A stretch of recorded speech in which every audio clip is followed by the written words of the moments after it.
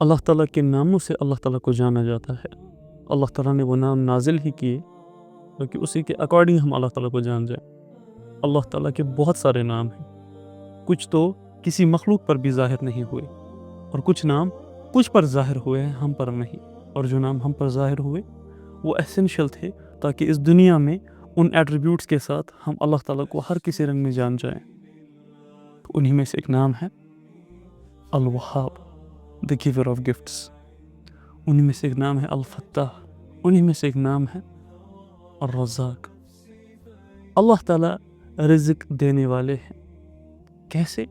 اللہ تعالیٰ قرآن میں فرماتے ہیں کہ اگر تم تقوی اختیار کرو، اللہ تعالیٰ تمہارے لیے غیر سے رزق کے دروازے کھول دیں گے۔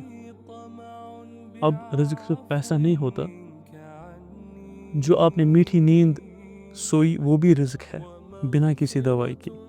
جو آپ صبح اٹھے بنا کسی ہاتھ پیر کے جمے ہوئے وہ بھی رزق ہے۔ آپ اپنے گھر میں اٹھے وہ بھی رزق ہے۔ آپ اپنی آنکھوں سے دیکھ رہے ہیں صحیح سلامت، یہ بھی رزق ہے۔ آپ کو کھانا ہضم ہو گیا، یہ بھی رزق ہے۔ آپ بات کر پا رہے ہیں، یہ بھی رزق ہے۔ گویا ہر کوئی وہ چیز آپ اپنے ماں باپ کے ساتھ، اپنے بھائی بہنوں کے ساتھ، بچوں کے ساتھ ہے، یہ بھی رزق ہے۔ آپ خوش ہیں، یہ بھی رزق ہے۔ ہم نے رزق کو بہت ہی چھوٹا کر دیا، صرف پیسے تک محدود کر لیا۔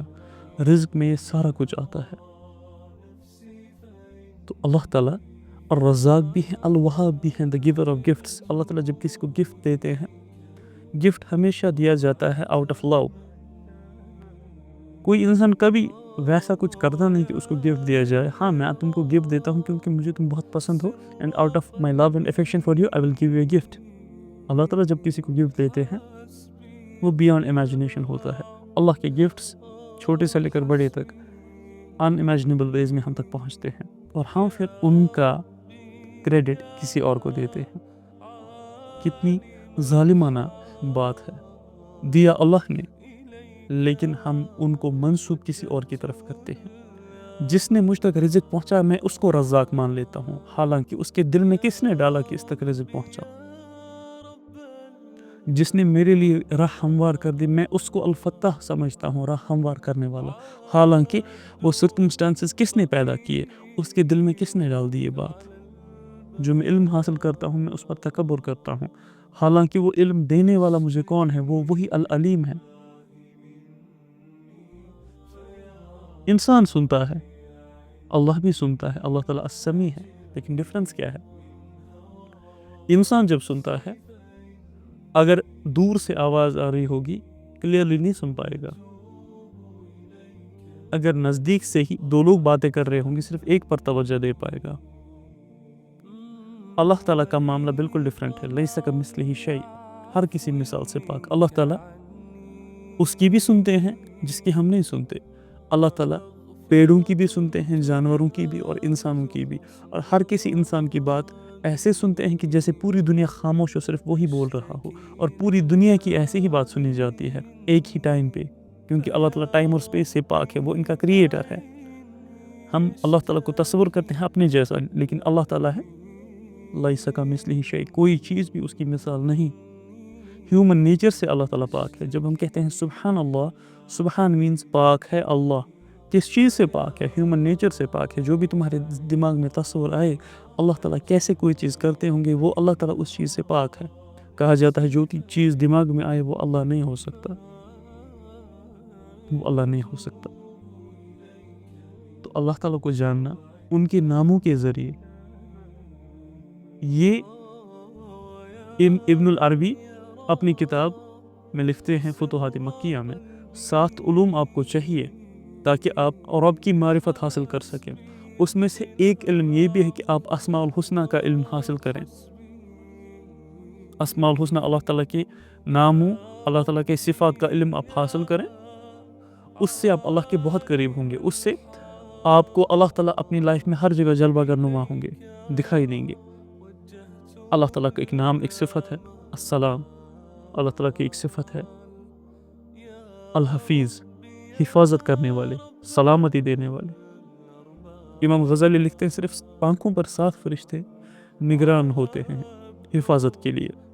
اس الحفیظ السلام کی طرف سے کہ چھوٹا بچہ جب کوئی چیز ہاتھ میں پکڑتا ہے تو بہت چانسز ہوتے ہیں کہ وہ آنکھ میں لے جائے، لیکن وہ آنکھ میں اس چیز کو نہیں ڈالتا، کبھی یہاں لگاتا ہے، کبھی یہاں لگتی ہے اس کو، کبھی یہاں لگتی، بہت ہی کم چانسز ہوتے ہیں کہ اس کی آنکھ میں کوئی چیز چلی جائے۔ کہا کہ صرف 7 فرشتے نگران ہوتے ہیں آنکھوں پر۔ اسی طرح سے جب ہم دعا پڑھتے ہیں صبح شام کے اذکار تو ہمارے ارد گرد ایک پروٹیکشن بن جاتی ہے السلام کی طرف سے، اور زمینی بلاؤں اور آسمانی بلاؤں کو وہ چیزیں روکتی رہتی ہے۔ فار ایگزامپل میں اکثر یہ مثال دیتا ہوں کہ جس سیڑھی سے آپ روز چڑھتے ہیں آپ کا پیر کیوں نہیں پھسلتا، حالانکہ جس کا پیر پھسلا وہ بھی اس سیڑھی سے روز چڑھتا تھا، اس کو بھی سیڑھی چڑھنا آتا تھا، اس کا پیر کیوں پھسل گیا؟ کیونکہ اس سے السلام کی سلامتی ہٹ گئی تھی، الحفیظ کی حفاظت ہٹ گئی تھی۔